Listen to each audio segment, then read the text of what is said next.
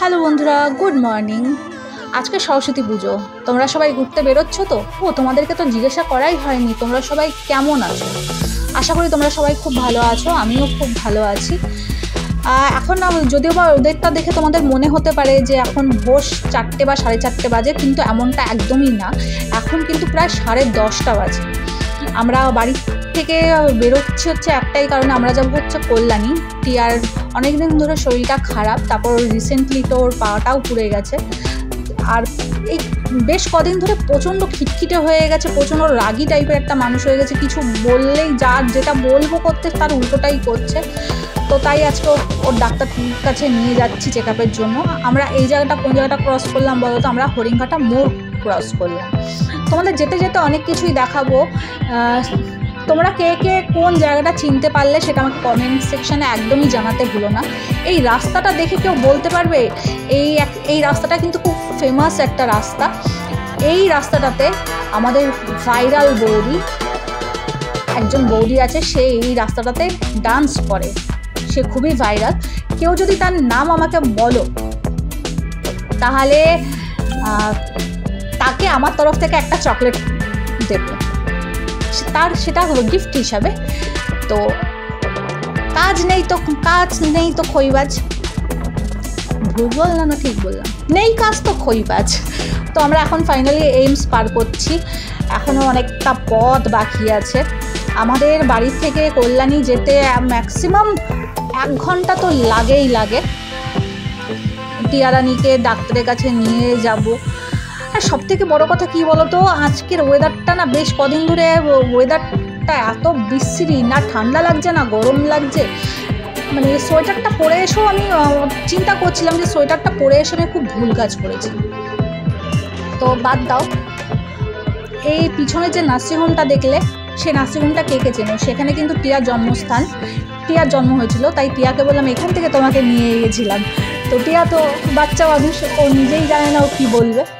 ও বলছে কোন জায়গা। এবার ওকে কি করে বোঝাই বলো তো? তো ফাইনালি চলে এসেছি হচ্ছে ডাক্তারের খানায়। কিন্তু আমাদের ডাক্তার ম্যাডাম একটু লেট আছে। উনিও যেহেতু আজকে সরস্বতী পুজো, উনিও ওনার ছেলের স্কুলে গেছে।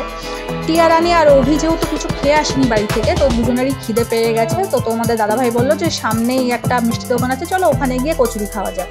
আমি তো খাবো না, কারণ আমি বাড়ি থেকে ওটস খেয়ে এসেছি। আমার শরীরটা যেহেতু ভালো না, আমাকে ডাক্তার একদম স্ট্রিক্টলি বলে দিয়েছে টাইম টেবিলে খাওয়া দাওয়া করতে। তো আমি বাড়ি থেকে ওটস খেয়ে এসেছি। তোমাদের দাদাভাই আর টিয়ারানি নিয়ে বসে পড়েছে হচ্ছে কচুরি। তো আমি কি করব, তাই বসে বসে ওদের ব্লগ করছি। টিয়ারানির প্রচণ্ড নখরা হচ্ছে খাওয়া দাওয়া নিয়ে। আর স্পেশালি ও হচ্ছে কোনো ভেজিটেবলস পছন্দ করে না। ওর মন মর্জি, যদি ওর মনে হয় যে খাবে তো খাবে, আর যদি না খাবে তো নাই। তো কচুরিটা খুব ভালো খেয়েছে। তোমাদের দাদাভাইও বলছিল যে কচুরিটা খুব টেস্টি ছিল, খুব ভালো ছিল। তাই একটু নিজেকেও শ্যুট করে নিলাম। সবার শ্যুট করতে করতে নিজেকে শ্যুট করবো না, সেটা কি কখনো হয়? তো ডাক্তার দেখানো কমপ্লিট, মানে হঠাৎ করেই ডাক্তার ম্যাডাম চলে এসেছিলো, তা আমাদেরকে কল করলো। তো আমরা সঙ্গে সঙ্গে গিয়ে ডাক্তার চেক আপটা করিয়ে ফেললাম। কয়েকটা ওষুধ দিয়েছে, আশা করি সব ঠিক হয়ে যাবে। তো এখন টিয়ারানিকে নিয়ে বেরিয়ে পড়েছি। এখন প্রায় বাজে 12:30-1টা। যেহেতু আমরা পৌঁছে গেছিলাম 11:30টার মধ্যে, প্রায় 1.5 ঘন্টা আমাদেরকে ডাক্তার চেম্বারেই কাটাতে হয়েছে। তো বেরিয়ে আমার মাথায় একটা খোরাফাতি বুদ্ধি আসলো যে আজকে আমার খুব স্পেশালি আমার খুব একটা ফেভারিট জায়গাতে যাব, যেখানে প্রায় 2 মাস হয়ে গেছে আমি যাই না। তো তোমাদের দাদাভাইকে অনেক রিকোয়েস্ট করলাম যে না চলো, এসছি যখন তো যাবই। তো ফাইনালি আমাদের ফাইনাল ডেস্টিনেশনে চলে এসেছি। এই জায়গাটা হচ্ছে আমার প্রচণ্ড ফেভারিট একটা জায়গা। এখানকার ফুড মানে তার কোনো তুলনা নেই, তার কোনো জবাব নেই। টিয়া ফার্স্ট টাইম আসছে, তো টিয়া তো এই তো পাটকা শরীর, ও কি দরজা খুলতে পারে? তো টিয়া তো এসে প্রচণ্ড এক্সাইটেড হয়ে গেছে যে আমি বিরিয়ানি খাবো। বিরিয়ানি বলতে পারে না, বিরিয়ানি। আমিও ঠিক বলতে পারছি না ও কী বলে এক্স্যাক্টলি। ও এক্স্যাক্টলি বলা হচ্ছে বিরিয়ানি। হ্যাঁ, তো দেখতে পাচ্ছ আজকে সরস্বতী পুজো কিন্তু টোটাল ফাঁকা।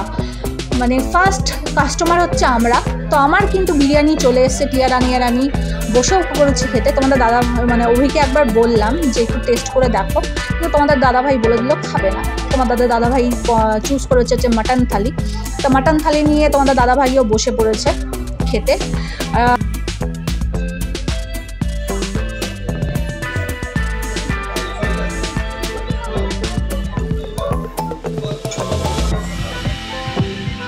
তোমাদের দাদাভাই খাচ্ছে, তোমাদের দাদাভাই বলছে যে ফুড কোয়ালিটি খুবই ভালো ছিল, আর খেতে তো কোনো কথাই হবে না, প্রত্যেক কটা খাওয়ারই ফুল টেস্টি। শুধু তোমাদের দাদাভাই খাইনি, আমি ওখান থেকে নিয়ে একটুখানি খেয়ে নিয়েছি। তো ফাইনালি আমরা এখন বেরিয়ে গেছি, এখন প্রায় বাজে 2:30, বাড়িতে যেতে যেতে তো 3:30 পৌনে 4 বেজেই যাবে। তো আজকের মতন ব্লগটা এখানেই শেষ করছি। ভালো লাগলে অবশ্যই সাবস্ক্রাইব